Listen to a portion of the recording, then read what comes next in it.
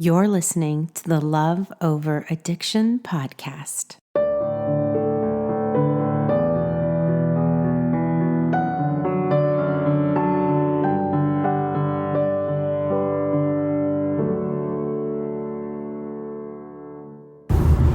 Hey, so here's the deal. You love someone suffering from addiction, and chances are that person that you love has a family. And that family are your in-laws. And I hear it over and over again about how our in-laws can be enablers. So today we are going to talk about the role of in-laws, extended family, and how to handle them. So if you're like me, many years ago when I was in love with someone suffering from addiction, I remember I was dating my future husband, and he was at the time living with his dad, which probably looking back on that should have been a warning sign, but I was young. And he was working for his dad and had just moved. So I thought, well, okay, I guess that makes sense. And when we became more serious and started talking about moving in together, his parents were extremely excited about that.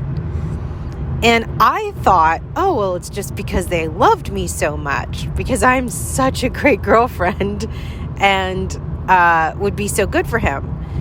But now I can see, they were excited that somebody else would be taking care of their son, and possibly helping him kind of get his life together, and so they could have less of the burden. Now, I loved my in-laws very, very much. I got along with them great. I had a good relationship with them, but I didn't see clearly the family dynamics because I had never, ever been involved with anyone that had a substance abuse problem. So I didn't know what I didn't know. And then he moved in with me, and I took complete ownership and responsibility of trying to get his life together, because he was, had changed many jobs and was educated, but definitely needed more direction, didn't have a clear calling for his life, had so much potential, but not a lot of discipline, not a ton of drive. And so when he moved in, I was like, okay, I'm on this. I can do this. I'm young and ambitious and driven, and I have a great career. I can do for you what I did for myself. And of course, we all know the moral to that story, which is that's a bunch of BS. You can't fix anyone, and they have to be motivated themselves in order to get their lives together. But I really wanted to get approval of my in-laws. I wanted to show them, and this is, again, goes back to the codependency, right? Approval from others, needing to make nice with people. I wanted to prove to them that their trust in me with their son right from the beginning was I was worthy of that trust, that I would rise to the occasion and do for their son what they were not able to do. And so I thought, well, if I love him enough, which I was madly in love with him, then love with the combination of, help will be enough to get his life together. I didn't realize at the time he had a drinking problem. That was a couple months in after he moved in. I started noticing that drinking was definitely a big behavior on weekends, and then weekends turned into weekdays, and then it became very apparent that I was dealing with somebody with a lot more issues than I thought that he had. I thought it was just, he just needed to be loved and motivated. So anyways, when I figured out that he had a for real drinking problem, I asked his parents and said, hey, are you aware that this is going on, that this was a problem? And here's where it gets tricky, okay? And I'm just going to be real with you. I don't want to talk badly about them because I love them. But at the same time, I feel like I need to talk about the truth because nobody else is talking about the truth about addiction and these things, these intricacies. So I just don't want to seem like I'm being disrespectful. So, but at the same time, I'm gonna share my story. I don't care. So when I confronted them and asked, we actually flew them down to where we were living, and we had this intervention and said, look, my ex-husband was sitting at the table, his parents were there, my parents were there, and I was there, and we were all like, let's get this out in the open. You have a substance abuse problem. You are drinking way too much, and what are we all going to do about it? Not only did my ex-husband do the greatest dance and performance of his life by trying to get all of us to believe that he didn't have a problem, which actually worked, and all of us, I think it's because we wanted to believe he didn't have a problem. We didn't really want to grasp the magnitude of and the severity of how big of an issue this was. And so we wanted to believe him, but also my in-laws were like, no, I don't think so. I don't think he has a problem. I think he's fine. And that's what we're going to talk about today, is what happens when in-laws don't believe you because they don't want to believe you that things are bad. What happens when in-laws think you are partly to blame for their addiction? Because that is for real. That stuff happens. I hear about it all the time, and it kind of happened to me, and it's not fair and it's not right. So, what do you do when you realize your loved one has a drinking problem and you feel the need to try to get everybody in on the issue so that you can help your loved one? Is it appropriate to talk to your in-laws? How much do you really share? Are you going to still let them in on what's really going on, even though you're worried about your loved one being mad at you and pissed off at you for sharing that information with family? What do you do? I mean, these are all the things I worried about, and I know a lot of you are probably worried about them too. So here's the truth. If it serves you well, if it serves your heart and your soul, and it brings you peace, then you should absolutely share with your in-laws and family members what really is going on with your loved one. You should give them the information of your loved one's addiction freely. And if that gets you, if that makes you feel better. But make sure when you are delivering this information that you have your expectations in check. And it means the first time that I told my in-laws, they didn't believe me there was a real problem. So I thought, okay, fine. I can't change their minds about this.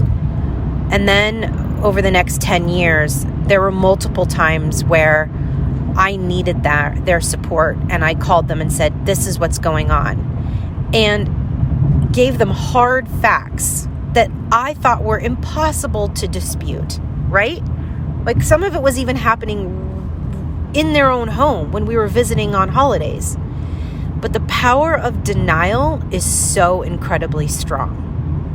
And typically, and this is a generalization, a lot of times alcoholics, addicts, people suffering from addiction come from families that are in denial, because denial equals enabling. They come from families that are not willing to give their son or daughter extreme consequences for their poor decisions around addiction. Now, that's a generalization. That's not every family.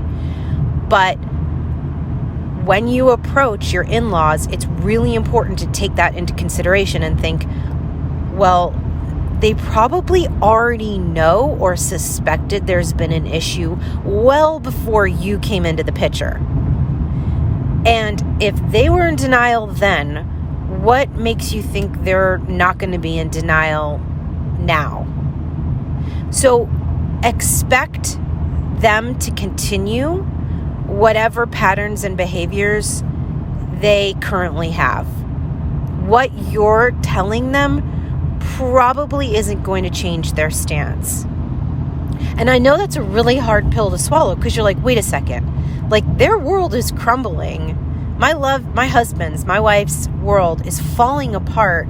If I tell their parents, how could they just stand by and watch? How could they not be livid or angry enough to have an intervention or give them consequences or support me or support their grandkids? But think about it for just a second, okay? Put yourself in their shoes, because staying mad and pissed off at them is not going to be helpful to you. So you have to get to a place of forgiveness with your in-laws if they're just kind of letting the cookie crumble, so to speak. Think about it. You have a kid. If you had a kid that for whatever reason, has chosen to cope with drugs and alcohol, and part of you thinks, have I done something wrong? Is that partly, am I responsible for this decision? Right? It brings up a lot of insecurity as a parent. And it also brings up a ton of fear, because the last thing that any parent wants, their greatest fear, is that their child will die before them.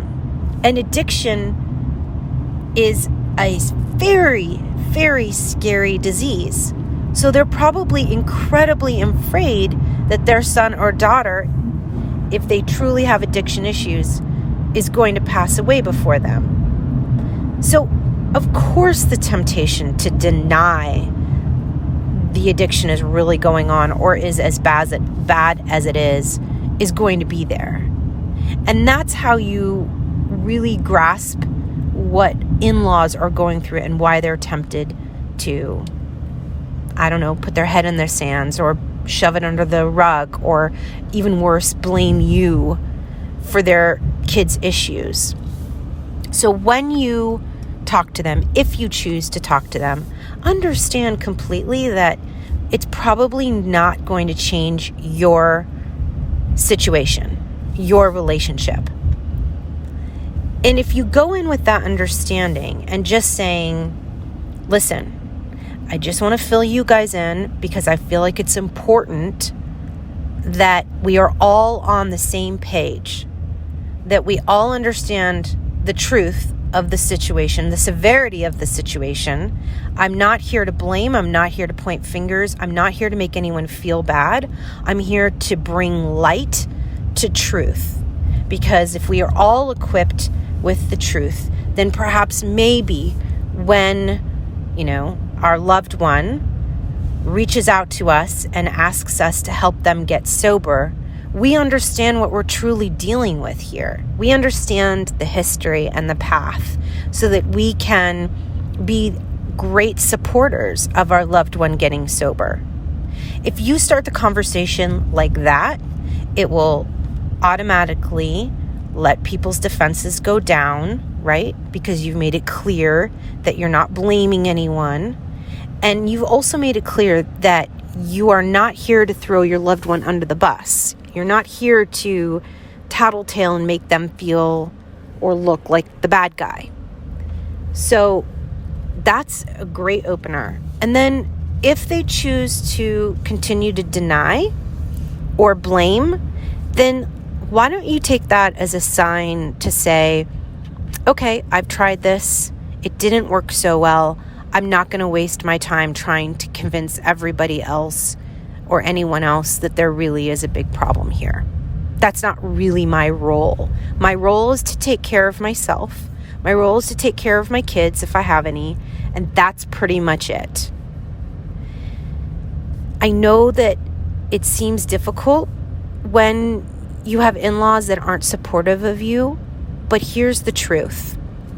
You are incredibly smart. You are very intelligent, and you're doing your research and your homework because you're listening to this podcast and you're questioning and you're willing to do the work. So you don't need to get anyone else to agree with you that they really have a problem or that you leaving might be necessary. You don't need to convince anyone that there's a real problem. As you just need to trust yourself that if you think there's an issue and you think things are not okay, then that's good enough. Then you are a wise enough human being to be able to make that call and know that information. It's not your job to convince your in-laws of anything. When I left my ex-husband, I had to call my in-laws. I'll never forget it. I know exactly I remember the road I was driving on and where I had to pull over on the side of the road. And I called his mother first and I said, you know what?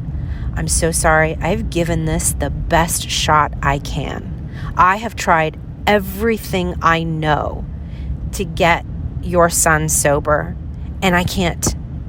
And I can no longer put my kids in the situation where they are living in the household with addiction going on. And I hope that you understand. And I hope if you're mad at me, I understand that too.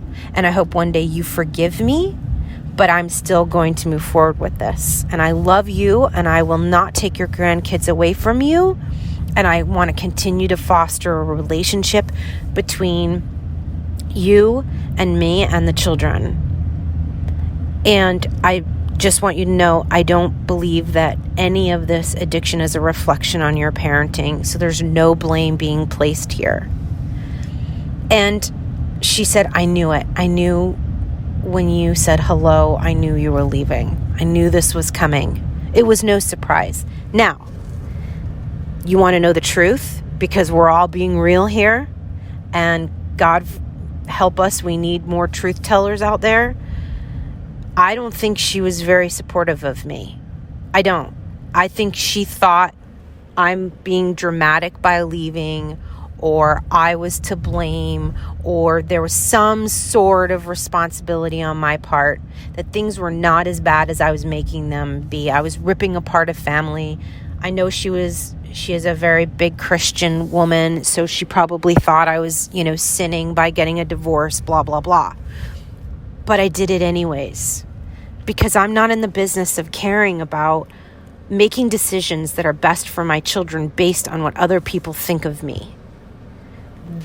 I'm a grown woman. I got myself into this mess with this relationship, and I need to get myself out of it. That's my job. And so for a couple years, I'm not going to lie, things were a little prickly, right? I called her, she called me, she questioned me on a lot of decisions I was making. The extended family, I could tell, loved me, but really didn't quite fully understand the trauma that I was going through being married to somebody with addiction, and my kids were. Now, it's been, well over 12 years. They get it fully. Because you want to know what happened? I left. He fell apart, got even worse and worse and worse. Got involved with, I think he was actually involved with another woman before I had even left. She tried to help him, didn't work, got worse and worse and worse. And now he's pulling the same stuff with his family that he did with me.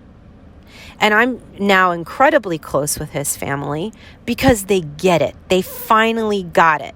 It took several years. It really did. And frankly, honestly, I didn't care one way or another whether they got it or not. I was just so stinking proud of myself for leaving without needing anyone else's approval. It felt liberating, and it felt strong, and it felt empowering. And it felt like, darn, Michelle, you can do hard things even when the in-laws or the extended family are not really agreeing with your decision. But now I have many text messages from them saying that leaving was the absolute best thing I ever did and the smartest thing I ever did, not only for me, but for the kids. Now we all understand. And you know what? To be fair, it's okay that they didn't understand at that point. How the heck are they supposed to understand? How is anyone supposed to understand what we live and go through if they aren't living and going through it themselves? Don't you kind of feel like sometimes you look around your life and go, what on earth is going on here? This is like a dream, like a nightmare. How the heck did I get myself into this situation? Like, it's almost unrealistic to share some of the stories of what is going on with you, what you're putting up with, what addiction is doing to your family. It's crazy stuff. So to expect your best friend or your in-laws or even your parents to get it fully is really not fair to them. It's not, which is entirely why I built this community, which is why I'm doing this podcast, which is why I'm working all the time, because we need this little community of ours that's all over the world, and it's not so little anymore. We get it on such a deep, real level that other people can't. And we need each other. We need to be able to say, can you believe that he did this to me? And he actually said this? And have 5 other women raise their hands and go, yeah, we can believe it, because that just happened last week to me. So in-laws, they're tricky, right? But the recap is, only tell them what's really going on if it benefits you, number 1. Number 2, when you tell them what's going on, make sure you set the stage correctly. You let them know you're coming from a loving place. You're not blaming them, that you love your partner, and that you believe we all just need to speak truth so that we're all empowered here. That's number 2. Number 3, make sure your expectations are correct. So if they've been in denial up to this point, expect them to continue deny. If they're not going to continue deny, if they're like, wow, we didn't realize this was going on. Oh my gosh, how can we help you? That's terrible. Great. You will be pleasantly surprised and appreciate those in-laws so much, because those in-laws are very, very rare. So they say, thank you. I'm so glad that we can do this together. But expect whatever their current behavior is, expect more of that in the future, right? And then number 4, it is not your job to convince your in-laws that there's a real problem. If you believe there's a real problem, there's a real problem, because you are wise and you don't need to convince anyone else that there's including your loved one who has the problem. You don't even need to convince them. You just need to know, yep, I'm right. There's a real problem. This is not normal. And if I'm the only one in this room that is willing to say the truth and admit it, then so be it. I'm the only one. But I'm not going to drive myself crazy, doubting myself, or allowing myself to be convinced that there really isn't an issue. Does that make sense? Those 4 tools should help you move forward and deal with your in-laws. And if you're thinking about leaving, if you're thinking about this is enough, I need to draw a line in the sand, I'm out of here, it's okay if you don't have your in-laws' approval. They will eventually get it. They will eventually understand what you're going through, but don't expect them to get it right now, okay? I hope you found something in this podcast helpful. I adore you. I think about you all the time and what you need to hear and how I can help you. And I wish we could all meet in person in one giant room and just allow each other to hear our stories and know that there are hundreds of thousands of people that love someone struggling with addiction and come out the other side feeling more confident, feeling more empowered, knowing who they are and what their life purpose is, and knowing, most importantly, that they don't need the person they love as much as they think they do. Like, I know for a lot of you right now, you think you can't survive without your loved one. I know that because I felt that way. I was like, I can't breathe without my husband.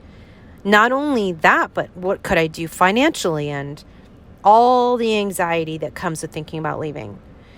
Whether you choose to leave or not, it doesn't matter right now, not for today. What matters for you today is your goal, your short-term goal is to get so healthy and so strong and so independent that if you choose to leave, great. You're choosing to leave because you know you don't need to stay. And if you're choosing to stay, great. You're choosing to stay, but you know at any point in time you're so independent and confident that you can leave. That's the short-term goal. It's not deciding whether or not you should stay or go. It's getting to the point where you are such a strong, independent person and human being that you don't need them in order to have a fulfilling, joyful, phenomenal, amazing future. Does that make sense? And the only way you're going to get there is if you do the work on yourself. Okay. I love you, and I'll talk to you next week. This podcast is created for your support, encouragement, and entertainment with Michelle's personal thoughts and beliefs. From one woman to another, bonded together by the fact we love someone suffering from addiction. This is not intended as a substitute for therapy or advice from a professional.